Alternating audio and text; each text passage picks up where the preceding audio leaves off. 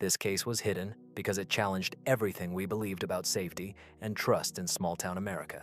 But today, I will tell you how a family lived in terror for 7 years, unknowing that their neighbors had no idea what was happening just beyond their sight. For years, no one dared to speak of it. It started with a routine inspection, an anonymous tip that something was off at a suburban house on the outskirts of Akron, Ohio.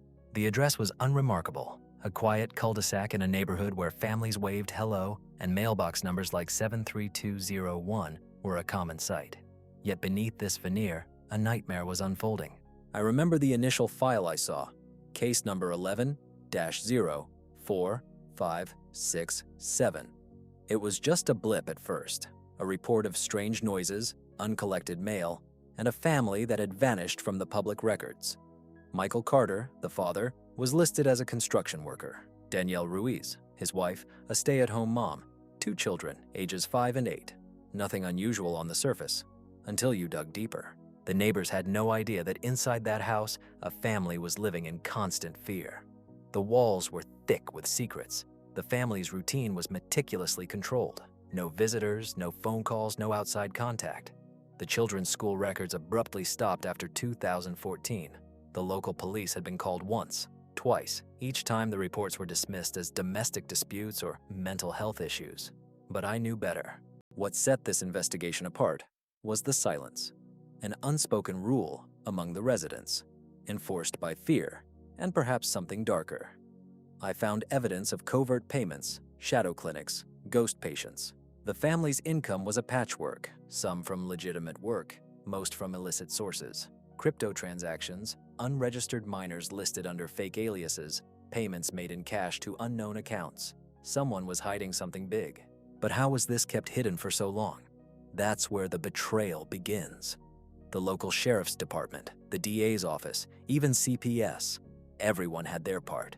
There was an unofficial pressure, a quiet understanding that some cases were better left unresolved. Records were altered, reports lost or buried. I found FOIA requests that were mysteriously denied, files that had been sealed. And then I discovered the family's own secrets, a series of secret rituals, coded messages exchanged in the guise of mundane conversations, a family trapped in a cycle of silence. The father, Michael, was not just a construction worker. He was part of something larger, a shadow operation that trafficked in more than just stolen goods. The house was a hub, a transmitter of clandestine activities. The children. I found unregistered minors living under false identities, kept hidden from every official system. The family's public image was pristine. Facebook photos smiling, neighborhood barbecues, PTA meetings. But behind closed doors, it was a different story. Fear, control, manipulation. Someone was orchestrating it all and the family was caught in a web they couldn't escape. I remember the moment I uncovered the code, an encrypted message embedded in a local newspaper ad, a pattern of numbers and letters that pointed to a network far beyond the neighborhood. Operation Red Moon, I called it internally. A covert operation hiding in plain sight. It was a web of fraud, ghost clinics, shadow accounts. The family was just one piece, but suspicion grew.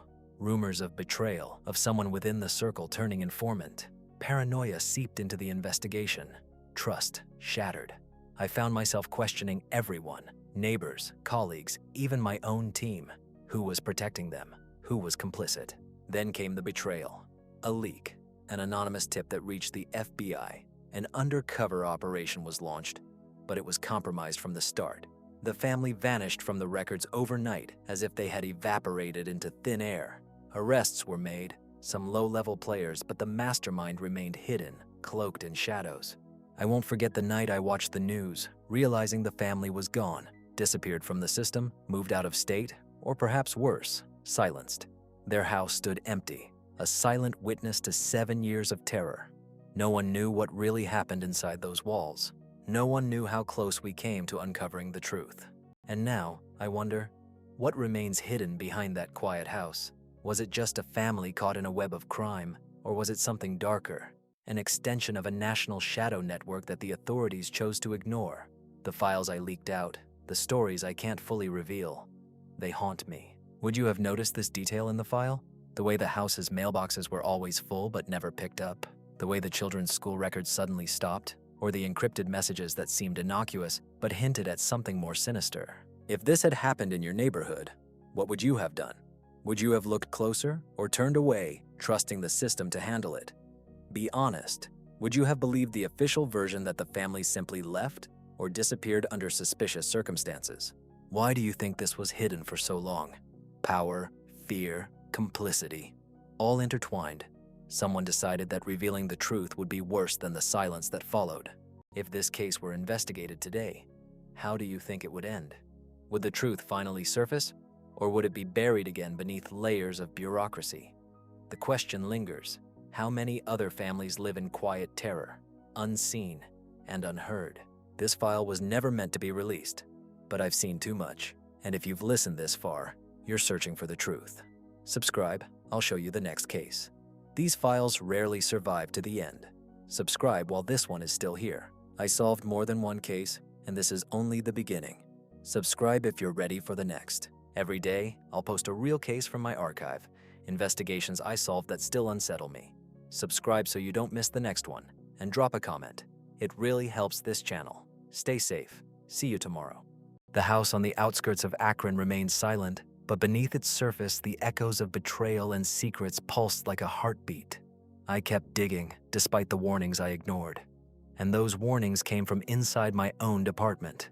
I had sources, leaked documents, snippets of testimony that didn't add up. Someone was actively sabotaging the case, trying to keep the truth buried. One day, I uncovered a hidden file, an internal memo from a senior investigator, dated just weeks before the family disappeared. It mentioned an operation codenamed Red Moon, but the tone was guarded, almost conspiratorial. It hinted at unofficial pressure to shut the case down, to let it go cold. I remember thinking, how many times had I seen this? The system's way of protecting its own. Then, I found the recordings, audio snippets from a wiretap long before the family vanished. They revealed whispers of a clandestine meeting where local officials and shadow players discussed handling the Carter family. The words were coded, veiled, but the message was clear. Some forces didn't want this story to come out. They had a stake in keeping the house quiet. And here's what's most chilling. Months after the family disappeared, I traced a series of payments to a shell company registered just outside Fresno, California. Crypto transactions, untraceable on the surface but clear if you knew what to look for. Someone had paid for their disappearance, or perhaps for their silence. Who was pulling the strings? The lines led higher: federal agencies, private contractors, even foreign entities. It was a tangled web that reached far beyond Akron. I kept asking myself, did the family know? Did they realize how deep this went? Or were they just pawns, manipulated into silence? The children, especially. What happened to them? I found unsubstantiated reports of minors being placed in undisclosed facilities, transferred across state lines. No official records, just rumors and shadowed whispers. But then I hit a wall. Every lead was met with a wall of silence. I was threatened. Subtle warnings slipped into my inbox, anonymous calls telling me to back off. I knew I was close, but someone inside the system was watching. Someone didn't want this story to get out. I remember the moment I questioned everything. I found a bank statement, an encrypted email address linked to the family that was supposed to be inactive, yet somehow still receiving payments. I tried to access the account, but it had been wiped clean. Whoever was behind this had covered their tracks well, or so I thought. The betrayal was personal. I had trusted some colleagues, believed in the integrity of the system. But as I pieced it together, I realized that the house was just a small fragment of something much larger. An operation that thrived in shadows, operating under a thin veneer of legality. And then, the final blow, an anonymous tip. A warning that if I continued digging, I would face consequences. That the truth was better left buried. I hesitated, but the questions gnawed at me. What was so dangerous that it had to be hidden? Who stood to lose if this story came to light? Would you have gone further? Would you have risked everything to uncover what was really happening behind that quiet suburban front? Or would you have accepted the official narrative? The family just vanished, and that was that. If you think about it, the most disturbing part isn't what I found, but what I didn't. The missing minors, the secret accounts, the shadowy figures pulling strings in the background. These are stories that don't make the headlines. They're buried deep in files nobody wants to see. And I wonder, What about the house now? Is it still occupied, or has it been cleaned out, left to decay, a ghostly monument to something unspeakable? The neighbors, do they still see the house as just an empty property, or do they sense the secrets buried within? I keep asking myself, if this was your family, your neighborhood, would you have noticed the signs? Would you have stepped in to stop it? Or would you have turned away, trusting the system to handle the dark corners? What looks most suspicious to you in this story? The silence, the unexplained disappearances, the encrypted messages, or the fact that no one in authority seemed willing to look closer? Why do you think this was hidden for so long? Because some truths are too dangerous, too inconvenient. Because admitting the existence of such a shadow network threatens the very fabric of what we believe about safety. If this case were reopened today, how would it end? Would we finally expose the network? Or would the same forces silence it again? The questions linger, unresolved, like a ghost haunting my every step. This file was never meant to be released, but I've seen enough, and if you've listened this far, you're already part of the investigation. Subscribe. I'll show you the next case. These files rarely survive to the end. Subscribe while this one is still here. I've uncovered more than I can say, and there's always another layer beneath the surface. The truth is out there. You just have to find it. Every day I'll post a real case from my archive, investigations I solve that still unsettle me. Subscribe so you don't miss the next one, and drop a comment. Your questions, your doubts, they matter. Stay vigilant, stay safe, and I'll see you tomorrow. The house on the outskirts of Akron remained eerily quiet, but I knew better. I knew what lurked beneath its unassuming facade, hidden in the shadows cast by secrets too dangerous to reveal. My pursuit of the truth had become a game of inches, each discovery more unsettling than the last. Yet I pressed on, driven by a need I couldn't fully explain, as if some part of me knew that the worst was yet to come. I revisited the files, combed through every scrap of evidence I could find. The family's financial records, the encrypted emails, the shadow transactions, they all pointed to one thing: a network operating in silence, exploiting the most vulnerable, cloaked in illegality and secrecy. But what struck me most was something I almost missed: a small, seemingly insignificant detail, a recurring pattern in the neighborhood's surveillance footage, timestamps that didn't match the official reports. Why was the house under constant watch? Who was watching? And why? I requested access to the neighborhood surveillance system through FOIA, but the request was denied. Classified, they said. I knew better. Someone was actively monitoring the house, perhaps even controlling what the neighbors could see. The house was a black box, a node in a wider operation. I found an internal memo from a law enforcement official, a name I recognized from other shadowed cases, warning against further investigation into the Carter family. The tone was ominous, the language coded. I realized I was not dealing with an isolated incident. This was part of a pattern, a systemic cover-up. The shadow network had layers, and I was just beginning to peel them back. One night, I received an anonymous message, an audio clip. It was a recording of a conversation, faint but unmistakable. Someone was talking about moving the assets, cleaning the house, and securing the operation. The voice was calm, measured, but chilling. Whoever it was knew I was close. I could feel it. Did the family know? Or were they just pawns, as I increasingly suspected? I uncovered that the children, those 2 innocent lives, had been subjected to more than neglect. Witnesses in other cases hinted at behavioral issues, but the real reason was far darker. They had been conditioned, perhaps even drugged, to forget their past. The family's facade was a mask, hiding a systematic effort to erase their memories and identities. And the house, what about it now? I found records indicating it was sold under a false name shortly after the family disappeared. The house was cleaned out, furniture gone, utilities cut. A ghost house. But I knew it wasn't empty. Somewhere, someone was still watching. The house's new owners, whoever they were part of the same shadow network. I could feel it. What disturbed me most was the realization that this network was not just local, it was national.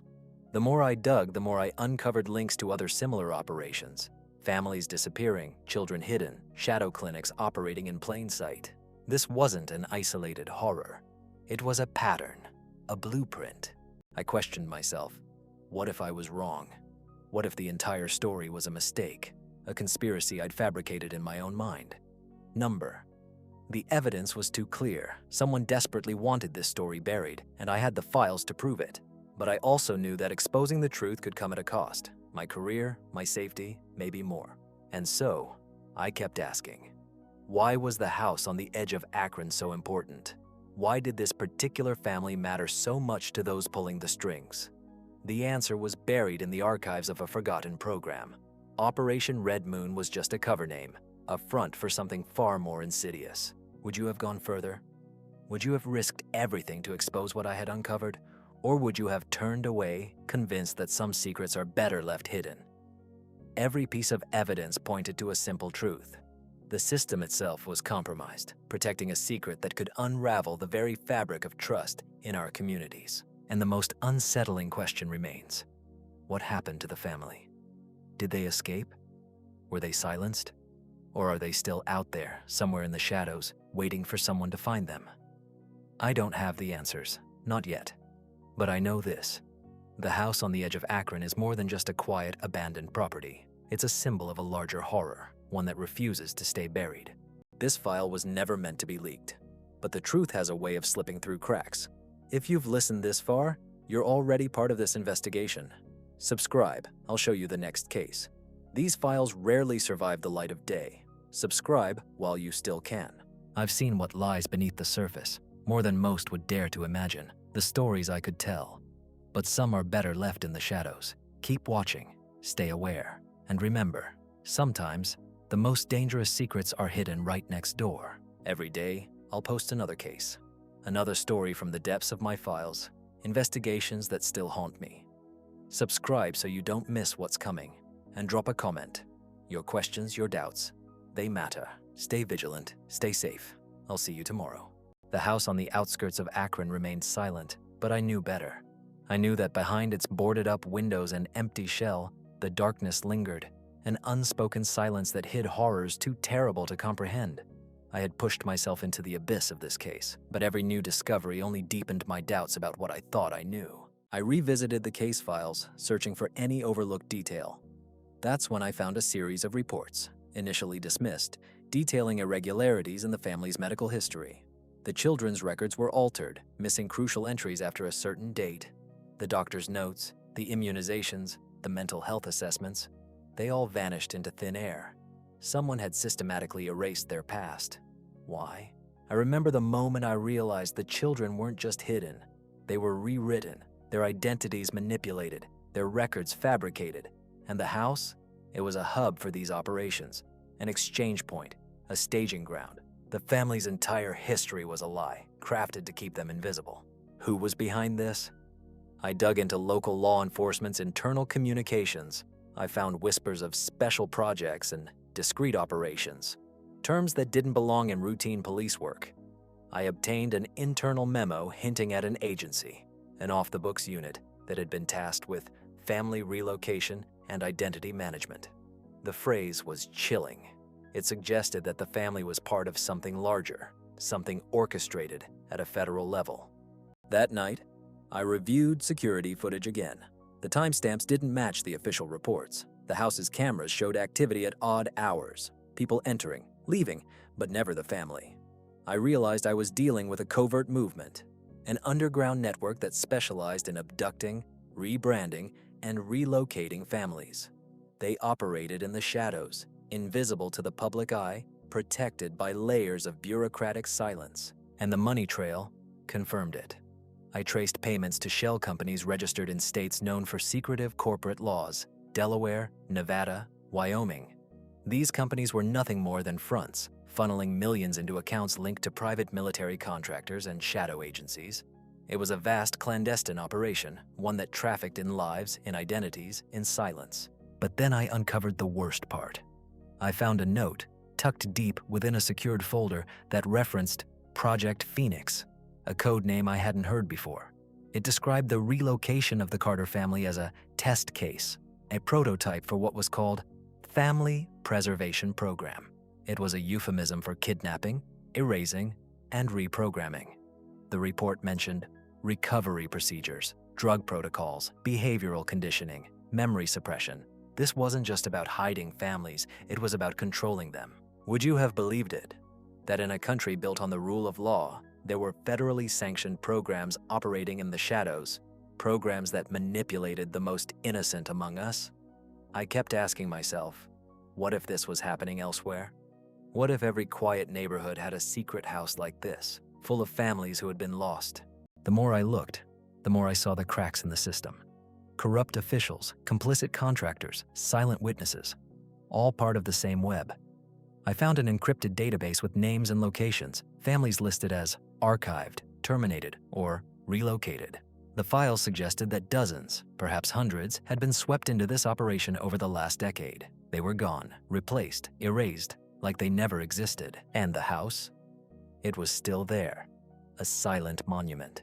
The new owners, whoever they were, kept it sealed off. I tried to access the property records, but they had been manipulated.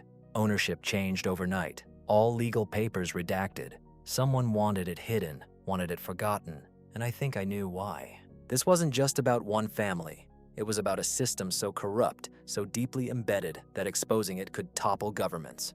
Or worse. That's why I kept questioning. Who was really pulling the strings? Who protected this operation from the inside? Because I was certain this was a national-level conspiracy. And then came the final piece, an encrypted message I intercepted from an anonymous source. It referenced Operation Red Moon again, but this time with a warning. They're watching. Stop digging, or you'll be next. I felt the weight of those words pressing down. Someone was willing to kill to keep this secret buried. Would you have gone further? Would you have risked your life to uncover what I had? Or would you have turned away, convinced that some truths are better left hidden? The real horror is knowing how easily the system turns a blind eye. How many families have vanished in the shadows, their stories erased like they never existed? The question remains, what happened to the Carter family? Did they escape?